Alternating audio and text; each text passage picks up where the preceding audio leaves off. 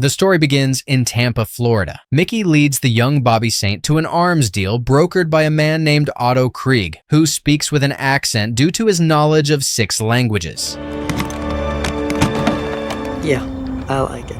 We have a deal? The exchange goes bad when the FBI suddenly bursts into the scene. An agitated Otto pulls out a gun, then the police fire back, killing everyone except the cowardly Mickey, who is terrified when he sees Bobby's body. Bobby!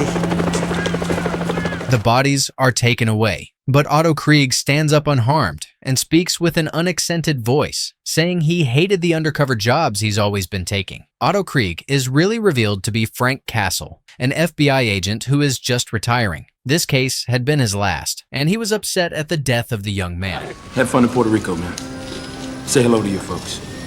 After that, the police discover that the young man is Robert Saint, son of the crime lord Howard Saint. When the news reaches the Saint family, the second son, Johnny, orders Mickey to be bailed out. Mickey is taken by the Saints to a club and beaten. Sell homegrown pot by the ounce, Mickey, not by the barrel. He explains to Quentin Glass that Robert Bobby Saint came of his free will and that Otto Krieg, the man responsible for the deal, is dead too. If you're gonna kill me, would you leave my face alone for my mother? Howard is still unsatisfied and kills another man who was supposed to be responsible for the protection of his son in front of Mickey. Thank you for that explanation. Meanwhile, Frank returns to his lovely wife Maria and young son. Frank knows he has been neglecting them and forcing them to move constantly, but he promises London would be the last place to move to. But before that, they will go to a family reunion in Puerto Rico. So why London? London's a safe place where we can all be together. On the other side, Howard Saint goes to confirm his son's body, and when the police prove unwilling to share information with him, he orders his own men to find out everything about Otto Krieg.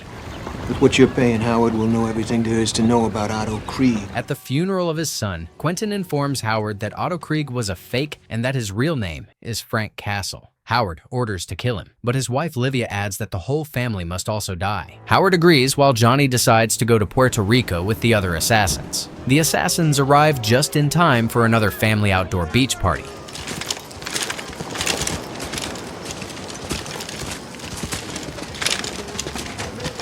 Here you go, here's the camera, okay. Frank had gone inside with his father to look at some guns, but they hear the gunshots. Get down, buddy, get down! Though they fire back, they are unable to rescue anyone. The assassins completely slaughter the family. Maria and her son manage to escape onto a car and drive away, and the assassins eventually catch up and run them over. Frank, distracted by a knife fight, arrives too late and only sees their bodies. The assassins return, and Johnny beats and shoots Frank himself, telling him, "My father and mother send their regards." Quentin then torches the place, and they leave Frank for dead.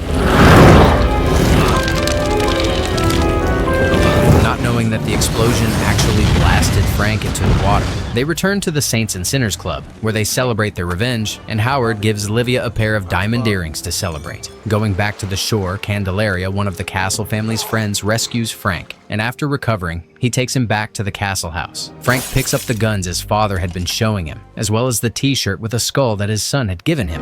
Vaya con Dios, Castle. Go with God. Filled with anger, he is determined to have revenge and returns to America. He moves to a poor, run-down neighborhood where he starts modifying guns, the apartment he lives in, and his car. Frank's actions catch the interest of his neighbors, the opera-loving Bumpo, the piercing-covered Spacker Dave, and the tired, lovely Joan.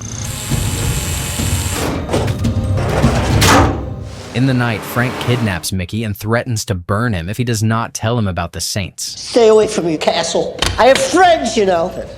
I talk to you, they'll kill me.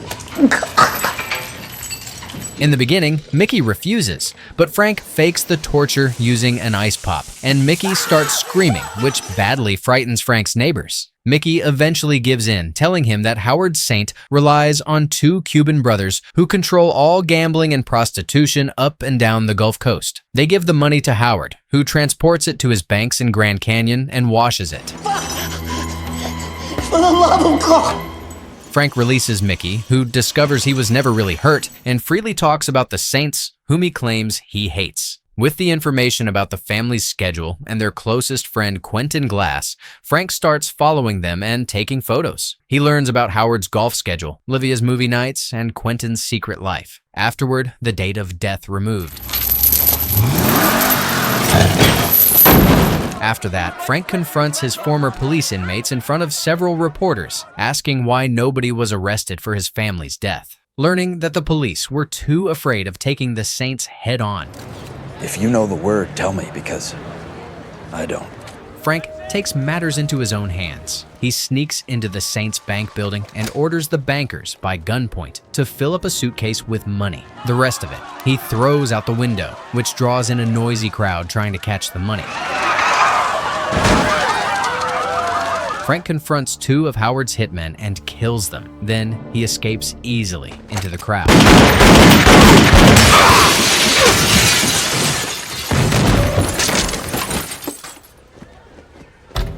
When the news spreads, Spacker and Bumpo look up Frank's information and are instantly wary. Meanwhile, Howard is furious at the news and receives a warning from the Cuban brothers that if they lose more money, they were switching bankers. Do you guarantee our money this time? Everything I've got. Back in Frank's apartment, a drunk man bangs on Joan's door, demanding to be let in. Bumpo and Spacker are scared, but Frank interferes and punches the drunk man several times and scares him away, and the neighbors thank him for his help. No one's ever stood up for me before. Setting his revenge in motion, Frank breaks into Livia's car and calls Quentin on her phone, threatening him to go to the Winton Hotel to get some photos Mr. Saint would not want to see. He parks Livia's car illegally near the same hotel and gets a ticket for it. Howard, looking for Quentin and failing, is told by Mickey that the man was at Winton Hotel. He later spots Livia and Quentin talking and laughing together and leaves slightly unnerved. Where have you been, Quentin? I've been looking for you. Well, Mickey said that he saw you at the window. Mickey should have his eyes checked. The next day, as Frank eats at the cafe Joan works at, a man comes in and starts playing a song for him. Harry Heck tells Frank the song will be played at his funeral. Taking the hint, Frank leaves the cafe. I'm gonna sing it at your funeral. While driving, he gets surprised by Harry, who corners his car and tries to shoot him, but Frank had already put some armor in the window's card, then he escaped.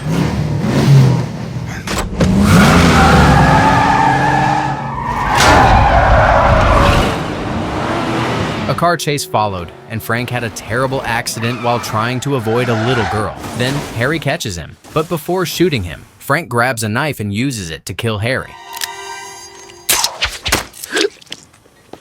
Later on that night, Frank goes to the next shipment of cash Saints is holding. Johnny and several men are there to ensure security, and aboard the ship, Johnny finds a bomb with the sign, "Front toward enemy." Johnny jumps off the boat just in time as it explodes, burning all the cash, and he sees Frank standing on a hill overlooking him. On the other side, Howard is agitated enough to start throwing things around, and the Cubans are mad enough to march right into his office. The two sides argue. Howard says they have had a good partnership, but the business was one without insurance, so he refused to cover their losses. And Mike, if you don't like it, just remember one thing. I've got more guns than you do.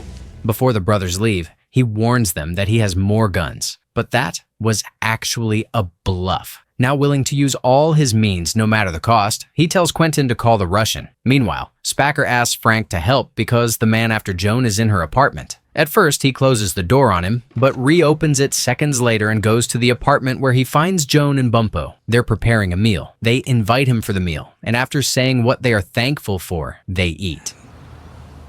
I'd like us to all say what we're thankful for. Afterward, Spacker and Bumpo leave for dessert, and Joan tells Frank to make good memories so that he is not always only driven by the bad. He tells her he is not what she's looking for and leaves. Seeing that, Spacker and Bumpo try to cheer Joan up by making dessert and dancing to opera music. The music drowns out the fight happening in Frank's apartment as the Russian and Frank engage in a vicious fight.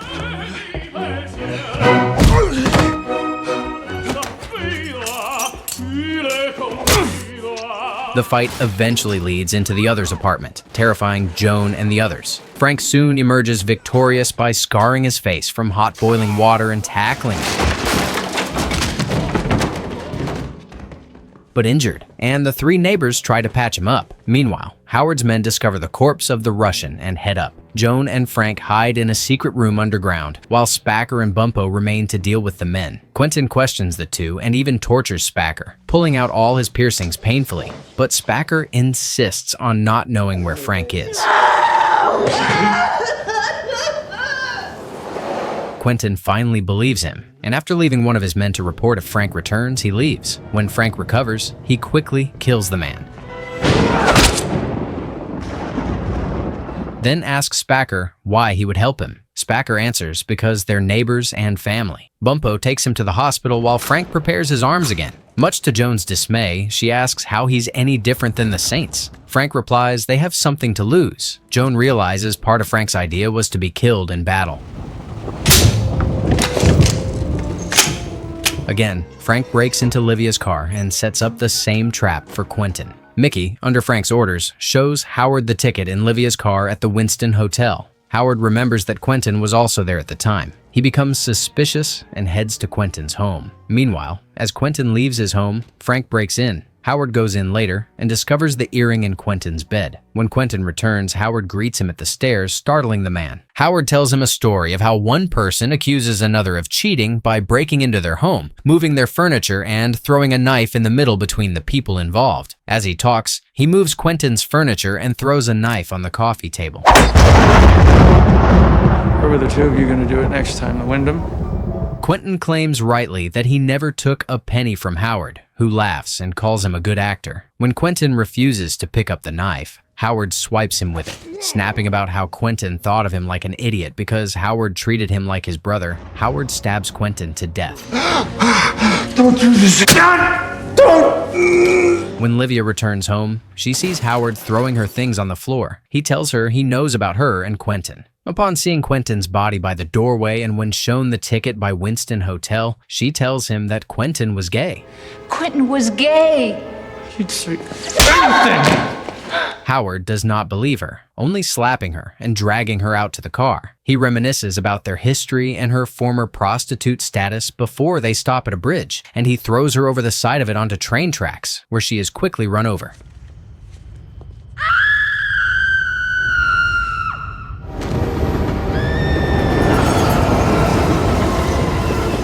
After that, Howard goes to his club, where he offers his men money for the one who kills Frank. Alone in his office, Johnny asks where Quentin and Livia are, but his father outright lies to him. Outside, Frank prepares himself for battle.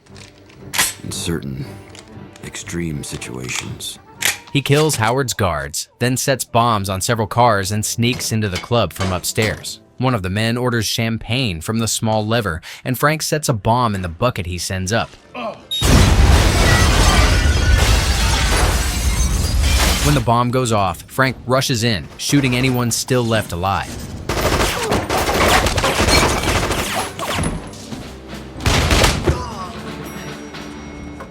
He finds Johnny trapped and injured and forces him to hold on to a bomb.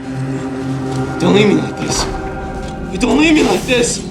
Then he goes out and finds Howard, telling him he killed both his sons, while we hear behind him in the building, Johnny screaming as the bomb goes off. Frank shoots Howard and shows him the photos of Quentin's affair as well as Livia's other earrings. Frank explains he made the man kill his best friend and wife. And now I've killed you. Then he ties Howard by the feet to the back of a car and drives him through the parking lot, setting off the bombs he earlier planted. The fires form the shape of the skull as Howard slowly burns to death. Back at home, Frank is about to commit suicide and shoot himself when a memory of a blonde woman stops him. He decides to set himself a new path and leave. Meeting up with Joan, he tells her that she is right. Good memories could save a life. Then he leaves after telling her he has a gift for all three of them. When Spacker is released from the hospital, they find wads of cash left for them. Standing on a bridge with his back to the setting sun, Frank swears that everyone who harms others, murderers, rapists, sadists, and psychopaths will meet him. Frank Castle was dead, and in his place stepped in the Punisher.